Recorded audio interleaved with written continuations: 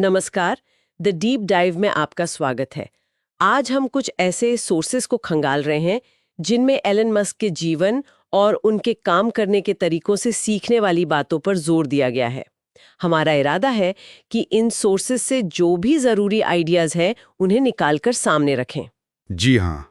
तो आज हम देखेंगे कि ये स्रोत मस्क के जोखिम लेने की जो क्षमता है, उनकी बड़ी सोच, जबरदस्त मेहनत करने की आदत और वो खास तरीका जिससे वो किसी भी प्रॉब्लम को बिल्कुल जड़ से समझते हैं, उसके बारे में क्या बताते हैं। तो चलिए जरा गहराई में उतरते हैं इन सोर्सेज की। बिल्कुल। तो सबसे पहले ये सोर्सेज मस्क के शुरुआती जीवन पर रोशनी डालते हैं। साउथ अफ्रीका में पैदा हुए और बचपन से ही किताबों में डूबे रहते थे। और कमाल की बात यह है, जैसा कि कई स्रोत बताते हैं, सिर्फ 10 साल की उम्र में खुद ही प्रोग्रामिंग सीख ली। हाँ, ये तो सच में कमाल है। और 12 साल की उम्र तक तो एक वीडियो गेम भी बना लिया था, ब्लास्टर नाम था उसका। लेकिन हाँ, स्रोत ये भी बताते हैं कि बचपन कोई बहुत आसान नहीं था। स्कूल में काफी तंग किया जाता था उन्हें। ये बात कई जगह आती है। बुलिंग का शिकार हुए थे। हाँ, तो ऐसा लगता है कि शायद इन अनुभवों ने उन्हें कम उम्र में आत्मनिर्भर, सेल्फ रिलायंट बना दिया। बिल्कुल। और कई स्रोत इसी बात को जोड़ते हैं, ये जो शुरुआती आत्मनिर्भरता थी और बाद में इतने बड़े जोखिम उठाने की उनकी हिम्मत।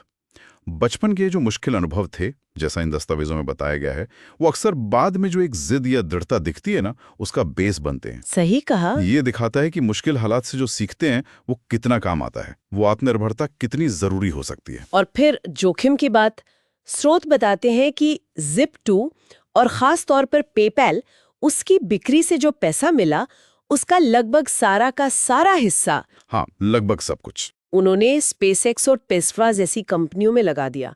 ये तो बहुत ही ज्यादा महत्वाकांक्षी कदम थे। बिल्कुल।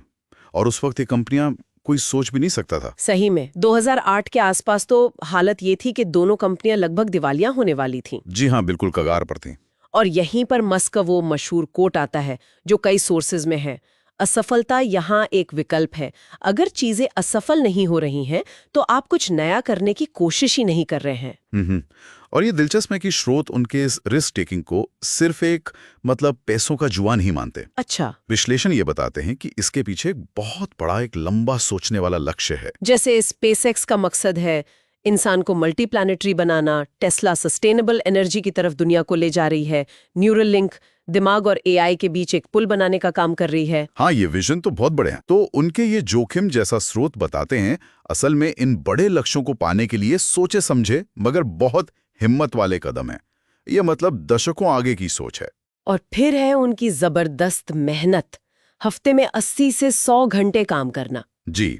टेस्ला में जब प्रोडक्शन की दिक्कतें थीं तो फैक्ट्री के फर्श पर सोने की बातें। ये सब कई रिपोर्ट्स में आता है। हाँ, ये काफी मशहूर किस्से हैं। स्रोत बताते हैं कि उनका मानना है कि अगर कुछ असाधारण पाना है तो असाधारण मेहनत करनी ही पड़ेगी।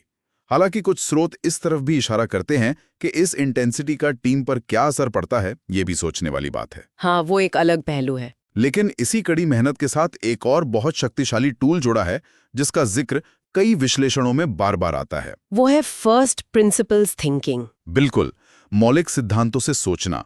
ये सिर्फ ये नहीं है कि पहले से जो है उसे थोड़ा बेहतर कर दो। नहीं, ये तो बिल्कुल अलग है। हाँ, ये है कि किसी भी समस्या को उसके सबसे बुनियादी फंडामेंटल हिस्सों में तोड़ दो और फिर वहां से जीरो से समाधान बनाओ। जैसे स्पेसएक्स का उदाहरण सबसे अच्छा है।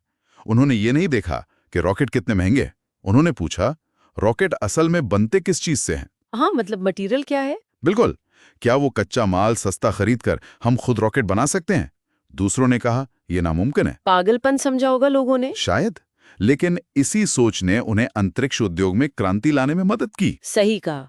ये ऐसा है जैसे किसी चीज की रेसिपी रटने के बजाय ये समझना कि आटा, पानी, नमक और गर्मी मिलकर रोटी कैसे बनाते हैं। बिल्कुल सही उदाहरण है। और स्रोत बताते हैं कि इसी फर्स्ट प्रिंसिपल सोच ने उन्हें रॉकेट की लागत को इतना ज्यादा नाटकीय रूप से कम करने में मदद की। जी। और ये सिर्फ रॉकेट तक ही नहीं है, टेस्ला की बैटरी टेक्नोलॉजी हो या प्रोडक्शन का तरीका, सब में यही सोच झलकती है। बिल्कुल।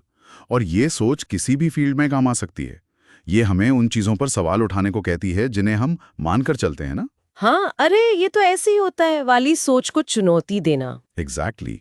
और फिर बिल्कुल नए समाधान खोजना। स्रोत कहते हैं कि ये मस्क की इनोवेशन स्ट्रैटेजी का बिल्कुल केंद्र है। और इन सब के बीच, जैसा कि स्रोत साफ दिखाते हैं, उन्हें अनगिनत असफलताएं मिली। रॉकेट लॉन्च फेल हुए, कई बार हुए। कारों के प्रोडक्शन में देरी हुई, पब्लिक में आलोचना हुई, लेकिन उनका अपने मिशन पर टिके रहना, वो जो जबरदस्त रेजिलियंस है, मतलब लचीलापन, कमाल का। वो भी एक मुख्य सीख है जो इन स्रोतों से निकल कर आती है। शायद जब लक्ष्य इतना बड़ा हो तो रास्ते की छोटी मोटी बाधाएं वो शायद उतनी बड़ी नहीं लगती। ये बात सही है, और साथ ही ये याद रखना भी जरूरी है, जैसा कुछ स्रोत एक बैलेंस्ड नजरिया देते हुए बताते हैं कि मस्क एक जटिल इंसान है, विवादों से भी घिरे रहते हैं। हाँ, वो पहलू भी है। लेकिन आज हमारा ध्यान, जैसा कि इन सोर्सेस में पेश किया गया है, उन तरीकों और उस सोच पर है जिनसे शायद कुछ प्रेरणा ली जा सकती है। किसी व्यक्ति का पूरा मूल्यांकन करना हमारा मकसद नहीं है। बिल्कुल।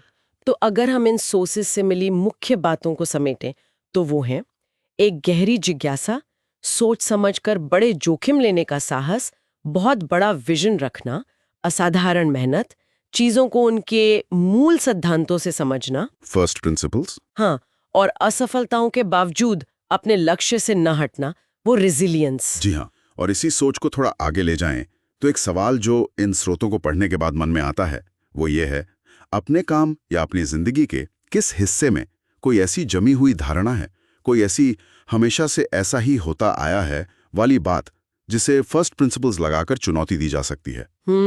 ये सोचने वाली बात है। हाँ, मतलब इन आइडियाज की सिर्फ तारीफ करने से ज्यादा उन्हें असल में लागू करने की संभावना पर सोचना शायद वो ज्यादा दिलचस्प हो।